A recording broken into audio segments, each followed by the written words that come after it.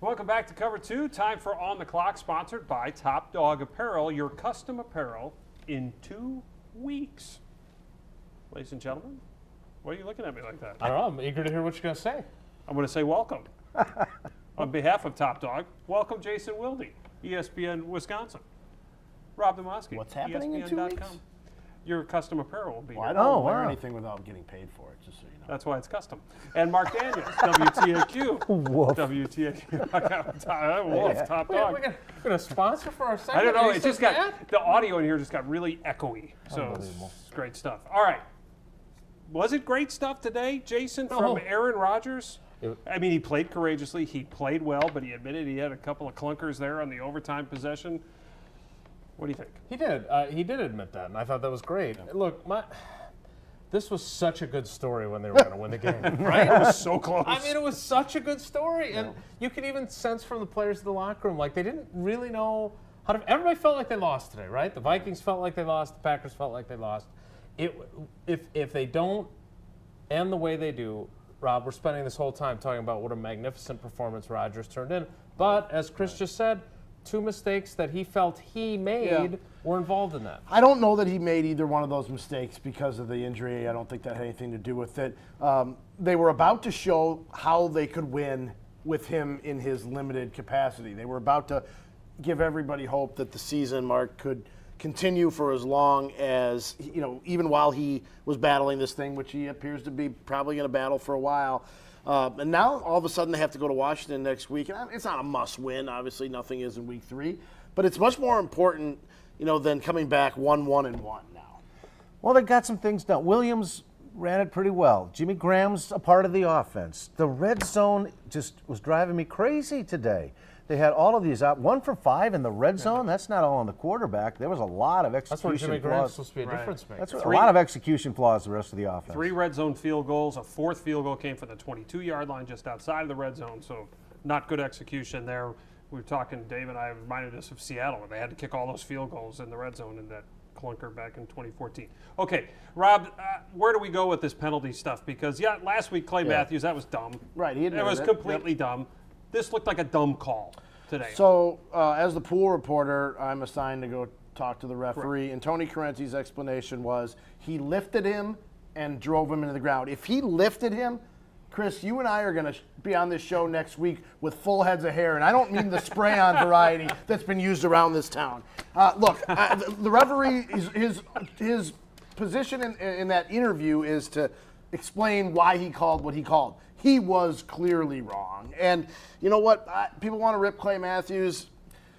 This is not Clay. Clay did exactly what you're supposed to do. And the most troubling part of it is that you talk to all those guys on the defensive side of that locker room, and now they don't know what they're supposed to do. And you can't play football that way. I came across a very obscure poem from Dr. Seuss. Football Sissies by Dr. Seuss. You can't hit quarterbacks. This you cannot do. You can't hit them high. You can't hit them low.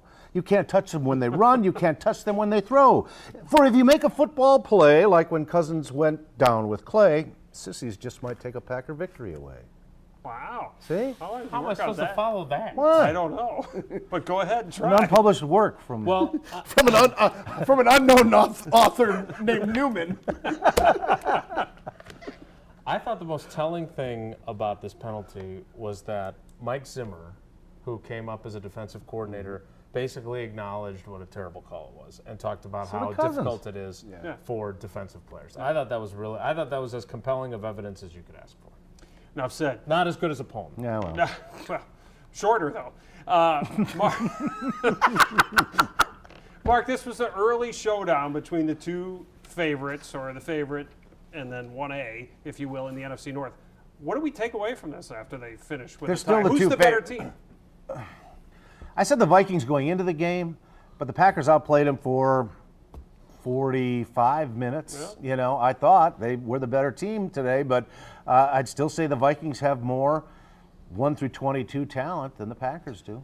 I don't think there's any question about that. I thought the Packers' plan was really masterful. I thought Mike McCarthy coached a really good game. I mean, hey, those timeouts that we always love, they worked like a charm at the end of the second quarter. Different quarterback. Yeah. No, I mean, here's the thing, though. I agree with Mark. I think the Vikings are the better team. That's what makes it probably so difficult to let this slip away is you're just not going to get a chance to beat more talented teams that often. When you do, you don't want to let it slip away. I don't like ties. I think they're a sham. I do not like them, Sam. That's good. On the fly. Should we go to what I Should have heard? written it down. Yeah, it'd be great. What do you got? Well, I going back to our first point about Aaron Rodgers, like I really like the fact that instead of making some sort of moral victory that he played pretty well with the injury and they got through it, that he basically pointed to a couple plays. We're also forgetting, McCarthy took some grief for not running the football late. I think some fans were up in arms. If he's able to make that, if Devontae Adams catches that touchdown, it's 33-21 and it's good night. So I like the aggressiveness. I spent most of my time waiting to talk to Tony Correnti. I thought you were going to say Jimmy Graham. No, outside the well, He's still waiting for we're that. still waiting for that. Who hasn't talked since July 28th, for those of you wondering. But I just, I heard and I kept rereading the explanation on the penalty, and I just don't get it. And that's where I'm going to go with Mike Daniels, who said when he bumped Kirk Cousins, when he thought he released the football, only to realize that he had not. He was thinking, well, the offensive lineman's going to fall on me, and we're both going to fall on the quarterback, and I'm still going to get the penalty. I have no idea how to tackle a quarterback anymore. It's a big It's problem. the new catch rule. It is. That's 100% exactly right. what it is. Right, and they'll have meeting after meeting after meeting to try and rework it, and 2 years later they'll figure it out. Okay, here we go. Ad libs, gentlemen, quickly. This tie leaves me feeling blank. Conflicted. Tied. My sister was in the stands, but I couldn't find her. Oh, okay, there's another one. Cousins was blank. Kissing Cousins. It's like a tie. Good.